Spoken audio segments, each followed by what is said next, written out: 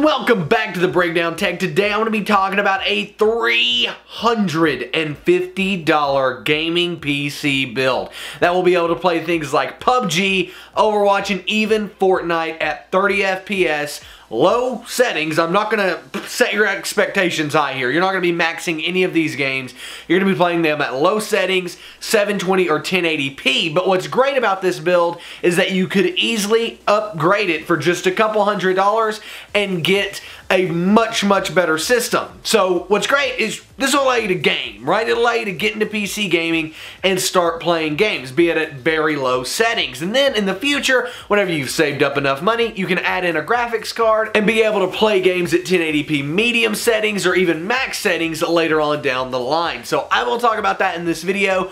But first, I do want to remind you that any and all parts that I mentioned in this video are linked in the description down below on Amazon. If you go down there and buy any of those parts through any of those links, it does help support our channel, so thank you very much for doing that in advance. But nevertheless, let's go ahead and get on into this build. So, as I mentioned, adding a graphics card later, that implies we do not have one, and we don't. We're going to be using an APU from AMD. If you want to see exactly what an APU is, check out the I up there. However, we're going to be going with the AMD Ryzen 3 2200G APU. This is going to be great, and it's going to allow us to play any and all games that we want, again, at low settings, maybe even downscaled to 720p sometimes, but you're going to be able to play them. And personally, I'm a graphics nut, and I run two 980 Ti's with a 4K setup and all of that stuff, but it doesn't stop me from breaking up this machine sometimes and playing a game on it just to see what low settings are like, and honestly, they're not too bad.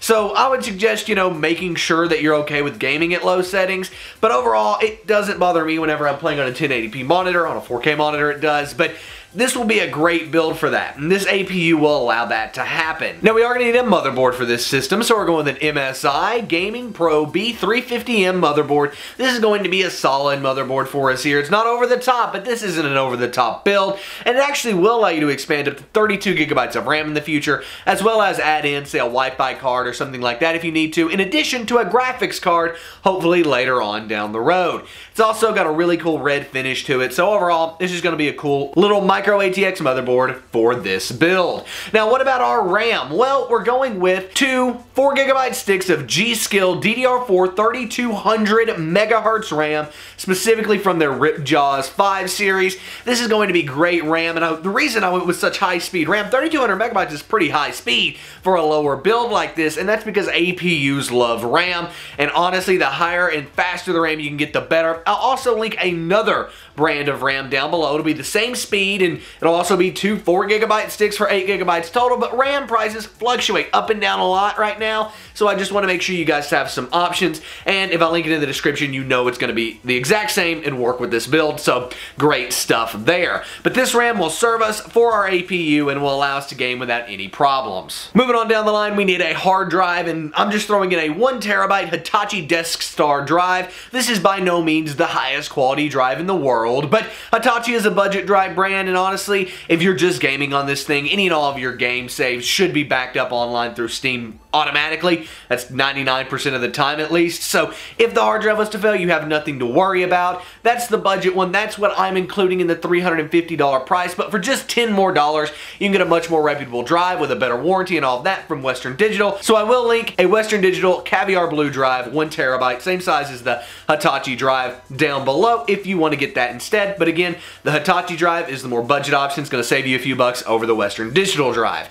Now, we still need a case and we still need a power supply for this system. So for our case, we're going with a Rosewill SCM-01 MicroATX case. This is a small form factor case, but it will allow you to build your system in this and then upgrade it with a graphics card in the future. And that's really what the purpose of this build is. Get you gaming now while you wait and save up money to buy a graphics card, say when the next generation of NVIDIA cards comes out and they go down in price, right? So that's what we're waiting on. That's what this system is going to do here. And this case will allow us to do that without any problems whatsoever. Now, as it sits, this system barely consumes 150 watts of power, but I'm going to assume you're adding a graphics card in, so I wanted to make sure you had plenty of room for that. So for our power supply, we're going with a 500 watt Thermaltake Smart 80 plus certified power supply. This isn't going to be the best power supply out there, but it's by Thermaltake, so you know it's going to be reliable. It's not modular or anything like that, but you'll be able to tuck those cables away in this case. There is room.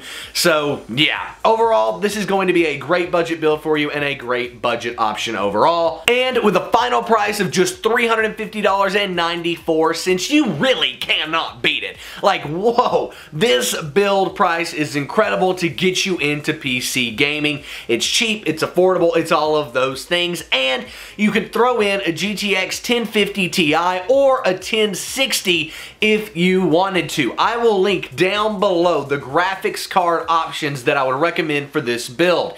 There is a more budget option and a more higher end option, with the 1050 Ti being the budget option and the 1060 being the higher end option. I will link both of those down below if you were to decide to buy the graphics card right away, or if you just want to come back to this video when you're ready to upgrade a graphics card and buy it. Then you know those will be well balanced with this system. Nevertheless, guys, what do you think about this? Would you love to see more extreme budget build guides like this? Let me know in the comment section down below. Be sure to subscribe to the channel if this is the first video you're watching. Like the video if you haven't already. My name is Nick. This has been The Breakdown Tech, and I'm out, guys. Peace.